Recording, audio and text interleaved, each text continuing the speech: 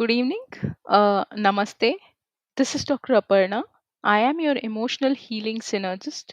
I am an Ayurvedic psychotherapist, a passionate infopreneur, medical writer, and a budding YouTuber. So, I am on my pursuit to address, promote, and propagate Ayurveda and psychotherapy globally. In this discourse, I come up with either talk throughs on Ayurveda, mental health, psychotherapy, or on emotional metamorphosis. I'll tell what it is. I have, described what is emotional metamorphosis in detail. There is a video. You can check it out. I'll link it in the description.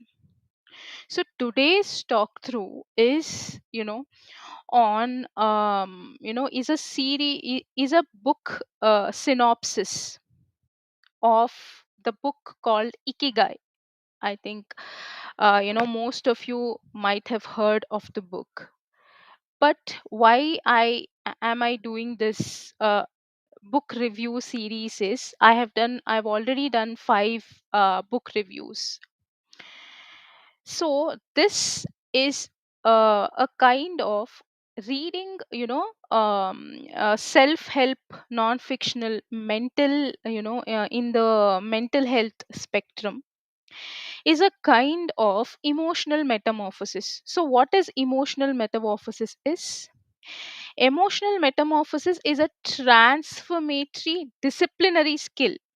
That means that can be developed and cultivated over a period of time for, you know, psychological or mental transformation,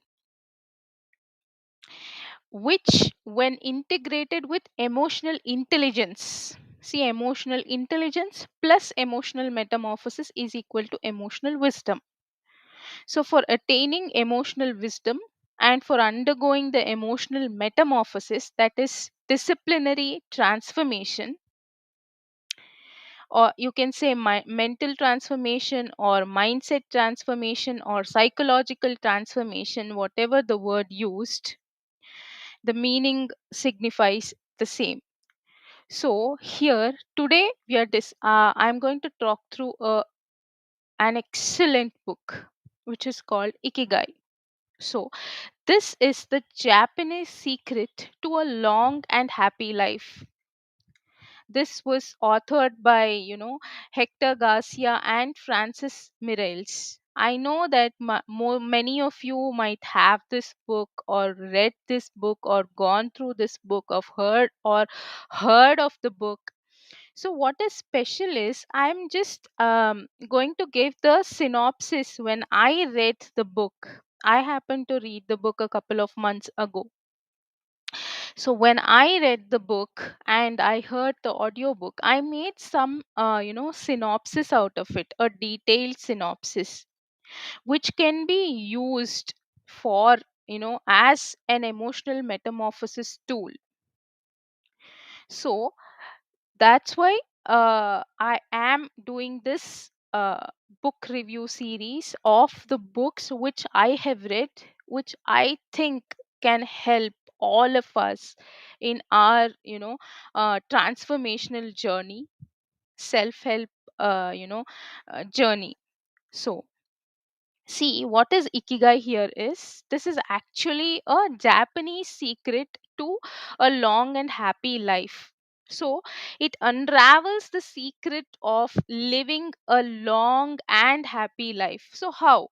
So Ikigai provides a thoughtful exploration on the principles that combine to a long, purposeful and happy life. So, drawing on both cultural wisdom and contemporary research. So, contemporary research and cultural wisdom is, both. This book combines of both. So, how this book was developed is the inhabitants of the island Okinawa, that is in the south of the Japan. There is a place called Okinawa, and these people, the inhabitants, live longer than people anywhere else in the world. So, in addition to a healthy, diet, simple outdoor activities, and subtropical climate, it's the ikigai that shapes their life. So, according to the Japanese, everyone has an ikigai. I'll explain what is ikigai in a second. So, once you have discovered it, pursue it, nurture it, and that will bring the meaning to your life. This is what the book summarizes about. So, it just says the moment a person in his or her life has a purpose, you will achieve that person will achieve a happy state of flow in everything they do. So this book, encourages readers to reflect on their passions, on their talents, on their contributions, and offers practical steps for living a life aligned with their ikigai. So, this book, Ikigai, introduces to various topics of the art of living, such as blue zones. So, you may ask, what is blue zone?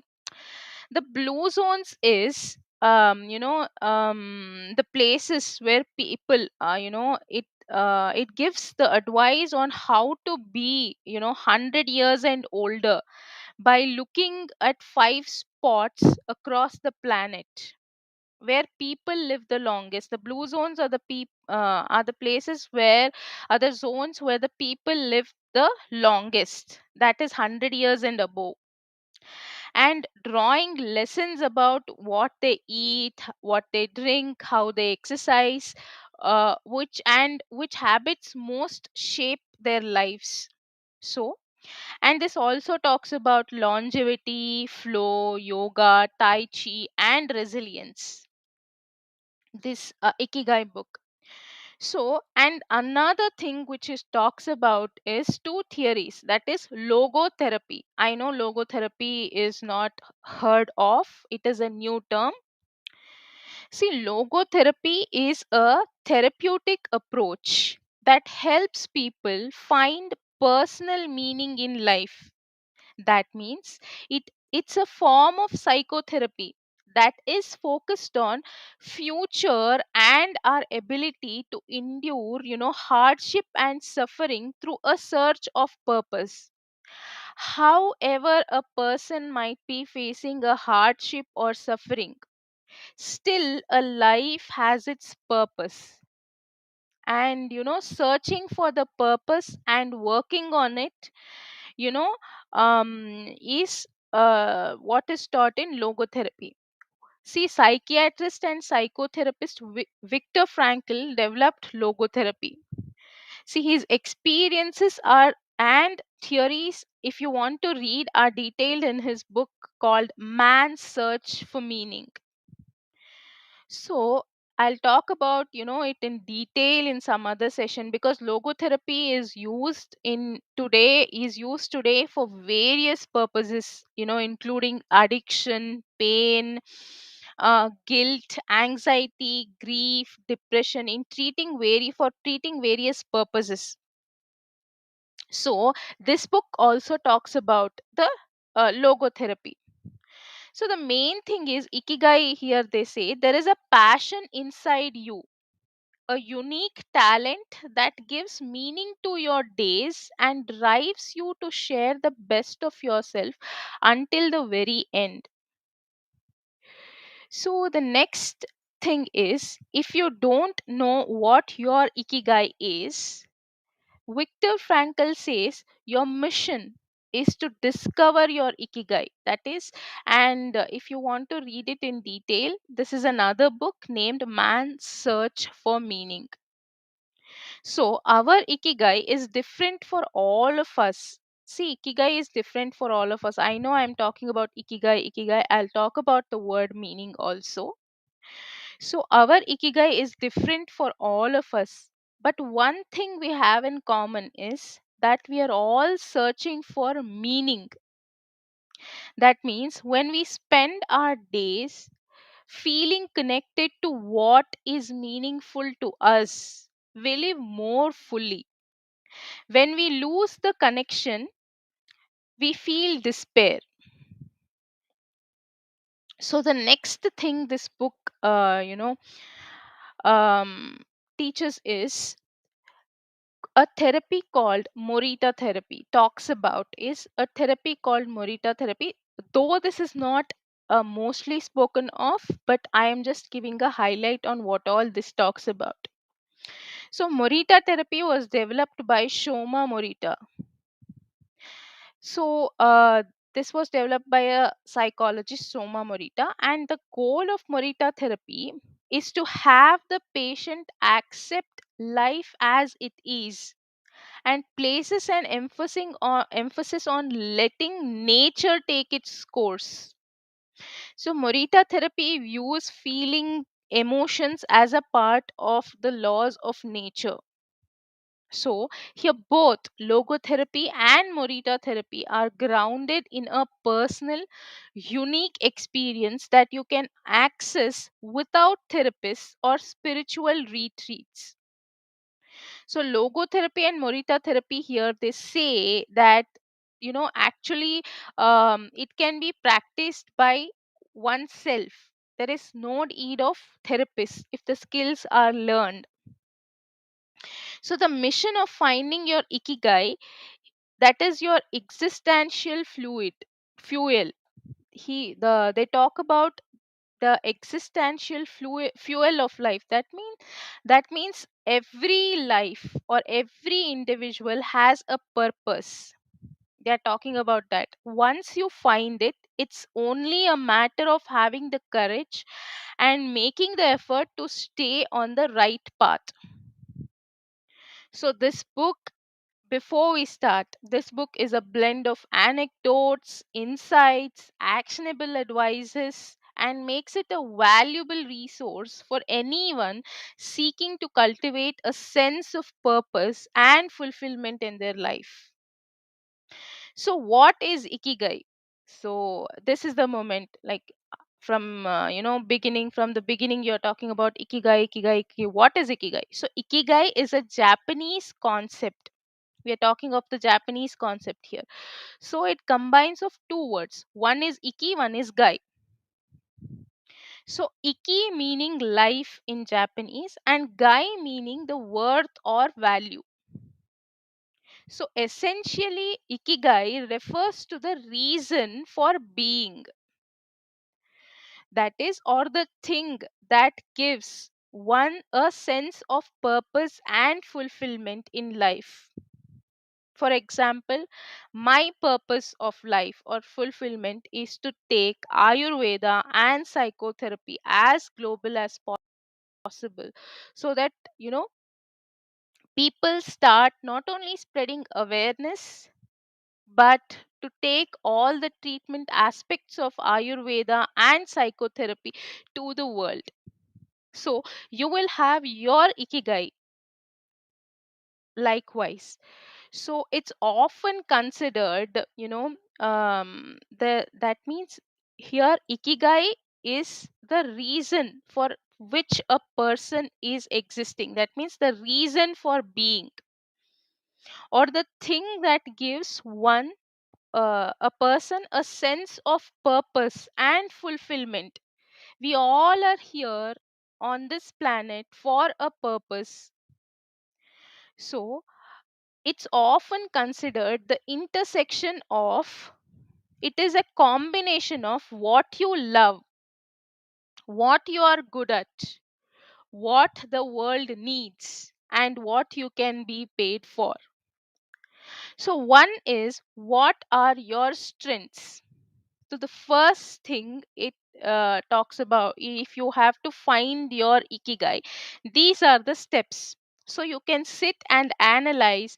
If you don't know your ikigai and you want to know your sense of being, the reason for your existence or being, so you can just sit and you can just think of what are your strengths. Think of what you do better than everyone else. Next is the what does the world need? Imagine the something you see that the world lacks. So you will only be get paid if the world needs something out of you. If you solve a problem of the world.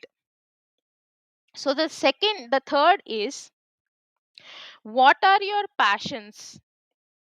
So picture the things that you could do all day without stopping. If somebody is not paying you, if you're not being paid for something, or you just wake up in the morning for that passion, whatever passion you have, you can just picture the things, visualize the things, and write it down. What are your passions that you will do regardless of you are paid for it or not, and you will wake up in the morning to achieve that passion. The next thing is, what can you earn a living doing, right? You have to make money from your craft. So how do you do that? The fourth thing is that, if you see if you get through these four steps, you can find the ikigai, your ikigai. So knowing ikigai and knowing the circle, that is a reason for being, is first what you love. Next is what you are good at. Next is what the world needs, and what can you be paid for. So the first thing is, know the passion. What is expected is called your passion. Between your know the passion, the professional circle, that means what are you good at, and the vocation circle, what does the world needs of you, and the mission is to earn from what you love, earn from your passion. So this is a thing. And in this way, if there is some work you like to do in your life, you're also better at the work than others, then you can get money also. So, and according to you, people need that work in the world too.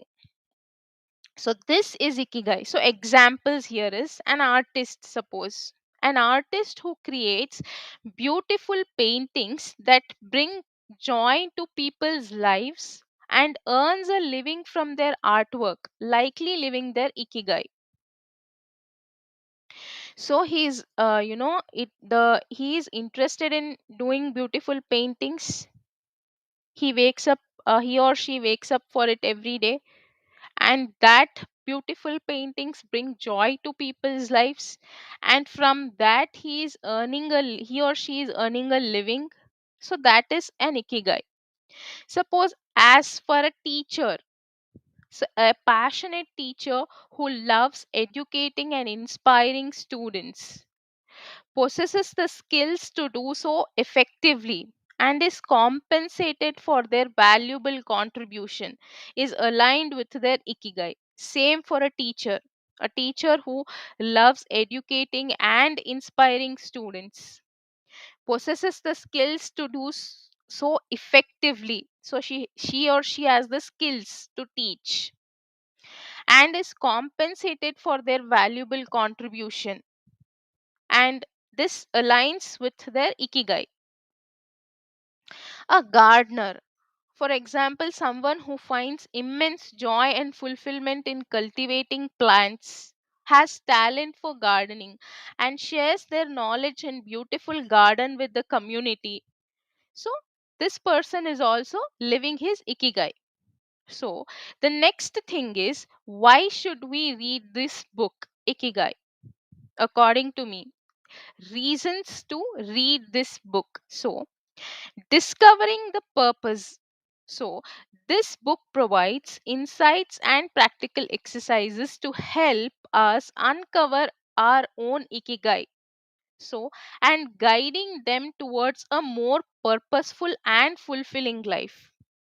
Next is learning from longevity studies. Ikigai draws on research from places with high life expectancy like Okinawa. Okinawa, as I said, is a place, and explores the habits and mindsets that contribute to a long and healthy life. So this book talks about, learning from longevity studies, from the research. And this book also talks about balancing passion and practicality. That means it offers guidance on how to align one's passions with the practical consideration, how to align your passion with your profession, in simple words, such as career choices and financial stability. Next is cultivating mindfulness. This book encourages mindfulness and reflection, helping readers appreciate the present moment and find their meaning in everyday activities. So, and this book, is promoting well being. That is, Ikigai emphasizes the importance of holistic well being. So, it covers physical, mental, and emotional aspects of a fulfilling life. So, these are the reasons why I think we should read this book. And what are the highlights of this book? That means the important points before I come to the chapter wise discussion on the book. What are the important highlights? What do we get? Insights or highlights, you can say, what do we get from this book? In the book Ikigai, the Japanese secret of to a long and happy life, the authors outline 10 steps to help readers in their own Ikigai. What is that? Reason for being. Each step is designed to guide us towards aligning our passion, talents and contributions to the world, aligning our passion with profession to have a more fulfilling life and meaningful life. So, here are the 10 steps. That means stay active and don't retire. This is the first step. There are 10 steps. The first step is stay active and don't retire. That means engage in activities that keep you physically and mentally active. Avoid retiring completely from meaningful work or pursuits. Even if you are 60, 65 years of age, this book talks states that avoid retiring completely from the meaningful work or pursuits. The next thing is staying active doesn't just refer to physical exercise. This staying active, they are elaborating what is it. So here staying active doesn't just refer to physical exercise but also includes mentally stimulating activities like learning new skills, pursuing hobbies or engaging in volunteer work. So, continuing to participate in activities that bring joy and fulfillment helps maintain a sense of purpose and keeps you connected to your passions. So, here, what is the main insight is the Japanese concept of ikigai often involves remaining actively engaged in activities that provides a sense of purpose even as one ages. Even if you are aged, even if you are 65, 70 years old, you have to remain actively engaged in activities that provide a sense of purpose to you. Second step is that was the step 1, active, stay active and don't retire. The step 2 is take it slow. So the rule says practice mindfulness and savors life's simple pleasures. Avoid rushing through tasks and activities. So, it talks about practicing mindfulness and savoring life's simple pleasures. That means don't rush for everything. That means avoid rushing through tasks and activities. Taking it slow. So what happens is slowing down allows you to be present in the moment, fully appreciating and enjoying each experience. That means taking time to appreciate the small joys in life, such as savoring a cup of tea or enjoying a leisurely stroll, contributes to a sense of contentment. If you're eating, your full concentration should be on eating, the savoring your food. Or if you're listening to music, don't rush. Okay, I have to go to a meeting, or I have an appointment or something like that. Don't rush and do things. So because this savoring thing, slowing down, and allows you to be present in the moment, and you appreciate and enjoy each experience, so this that gives a person a sense of contentment. So here insight is slowing down helps you cultivate a deeper appreciation for life and contributes to a greater sense of overall well-being. Next, step 3 is don't fill your stomach. That means they tell to fill stomach by 80%, and don't fill your entire stomach to 100%. That means they talk about practice hara hachibu is what is called in Japanese. That means which means eating until you are about 80% full to promote health and longevity. Don't eat 100%, eat 80% is what they practice.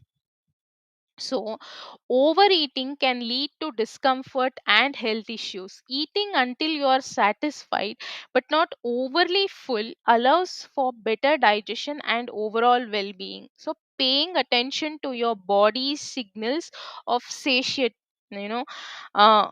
Satiety can lead to healthier eating habits and a greater sense of physical well being. So they're talking about paying attention to body signals of satiety. So what happens is this will lead to healthier eating habits, and that will lead to a greater sense of physical well-being. So insight, mindful eating practices like hara hachibu encourage a balanced and sustainable approach to nourish your body. The next thing is surround yourself with good friends. Step 4 is surround yourself with good friends. That means cultivate meaningful relationships and prioritize social connections. That means trustworthy friends here. Building and maintaining strong relationships with friends, family, and community members provides a sense of belonging and support. That means meaningful social connections contribute to a emotional well-being and are an important aspect of leading a fulfilling life. So meaningful social connections means people you can trust, people who wish you good, you know in the true sense. So and people who can significantly impact your life. So meaningful social connections contribute to emotional well-being and an important aspect of leading a fulfilling life. Here the insight is the quality of your relationships has a significant impact on your overall sense of happiness and well-being. The quality of your relationships has a significant impact on your overall sense of happiness and well-being. That means if you have good social connections and strong relationships with friends and family, that will you will have an overall sense of happiness, and holistic well-being is being talked about. Step 5 is get in shape for your next birthday. They talk about engaging in regular and low intensity physical activity to maintain health and well being. So, they talk about regular exercise, even in the form of gentle activities like walking or yoga. This helps maintain physical health, and generally it is moving, not sitting, not sedentary. Whatever it may be walking, or you're doing some household chores. All these also come under, movement and regular exercise, or the gentle forms of exercise. These helps to maintain physical health and contributes to a sense of purpose and well-being. So, staying active supports overall longevity and a higher quality of life. So, here the insight is prioritizing physical well being through regular activity. This is a key component of leading a long and fulfilling life. Step 6 is smile. Yes, this is the next one. Smile. Smile is, cultivate a positive outlook on life and find joy in everyday experiences.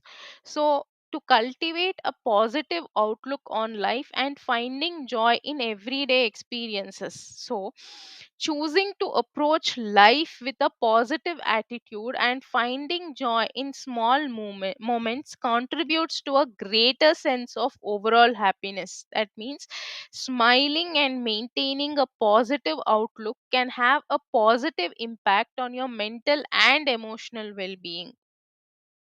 So, cultivating a positive mindset helps you navigate challenges and appreciate the beauty in everyday life.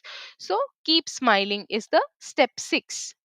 Seventh is reconnect with nature. So, this book talks about spending time in natural surroundings and appreciating the beauty of the natural world. So, it says that connecting with nature provides a sense of tranquility, that means peace, a sense of peace, a sense of inspiration, and a deeper appreciation for the world around you. So, spending time in natural settings supports mental and emotional well being. The next insight here is nature has a profound impact on our sense of well being. So, spending time in natural surroundings is a valuable practice for cultivating a fulfilling life. So, step 8 is give thanks. So, giving thanks is practicing gratitude. So, practice gratitude and express appreciation for the people and experiences in your life. Expressing gratitude fosters a positive outlook and strengthens relationship with others. Recognizing and appreciating the blessings in your life contributes to a greater sense of contentment and well-being. So, expressing gratitude, what happens is expressing gratitude improves a positive outlook and strengthens relationships with others. So, recognizing and appreciating the blessings in your life contributes to a greater sense of contentment and well being. So, gratitude is a powerful practice that can transform your perspective and lead to a more fulfilling and meaningful life. So, practice gratitude is what they are saying. So, gratitude is a powerful practice that can transform your perspective and my perspective, together, our perspective, and lead to a more fulfilling and meaningful life. So, live in the moment is the step 9. So, step 9 is live in the moment. So, practice mindfulness and fully engage in each moment. That is, being present in the moment allows you to fully experience and appreciate the richness of life. Mindfulness practices such as meditation or deep breathing help you cultivate a deeper connection to the present moment. So, living in the moment is a powerful practice that leads to a greater sense of awareness, contentment, and fulfillment. This is the insight. So, when we live in the moment, when we savor every moment of our life, this becomes a powerful practice that leads to a greater sense of awareness, contentment, and fulfillment. So, the next and the last step is step 10, that is follow your ikigai. That means pursue your passions and align your actions with your sense of purpose. Pursue your passions in the line of your profession. That means pursue your passions and align your actions with your sense of purpose. Whatever your sense of purpose in life is, the reason for the being of your life is, take necessary actions for it. Align your passions with your actions, with your purpose. And n- that is identifying and pursuing your ikigai involves aligning your passions, skills, and contributions to the world in a way that brings you joy and fulfillment. So taking step towards living your ikigai leads to a more purposeful and meaningful life. So, the insight here is following your ikigai allows you to lead a life that is in alignment with your deepest sense of purpose and fulfillment. So, these 10 steps from Ikigai provide practical guidelines for cultivating a fulfilling and purposeful life. They encourage readers to embrace activities that promote well being, cultivate positive outlooks, and foster meaningful connections with others. Each step offers valuable insights and actionable practices for leading a life, aligned with one's sense of purpose and fulfillment. So, and this book,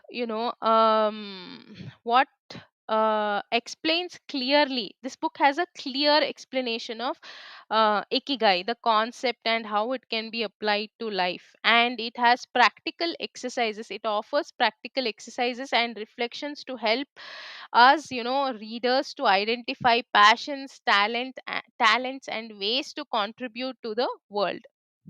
This book also provides some cultural insights. So, the author shares anecdotes and insights from their time in Okinawa, offering a glimpse to the lifestyle and mindset of a community known for its longevity. So, this book talks about, uh, you know, um, balanced approach. So the book balances philosophical reactions with actionable advice, making it accessible and applicable to a wide range of readers. So this book has integration of research, that is research integration. So Ikigai integrates scientific research on well-being and happiness with cultural wisdom, providing a holistic perspective on leading a fulfilling life. So, inspiring stories. This book also includes real life stories and examples of individuals who have found their ikigai, illustrating the principles in action. So, overall, this book is a thought provoking and practical guide, for anyone seeking to live a more purposeful and fulfilling life. It offers valuable insights, exercises, and stories to inspire readers to discover their own ikigai and align their actions with their deepest sense of purpose.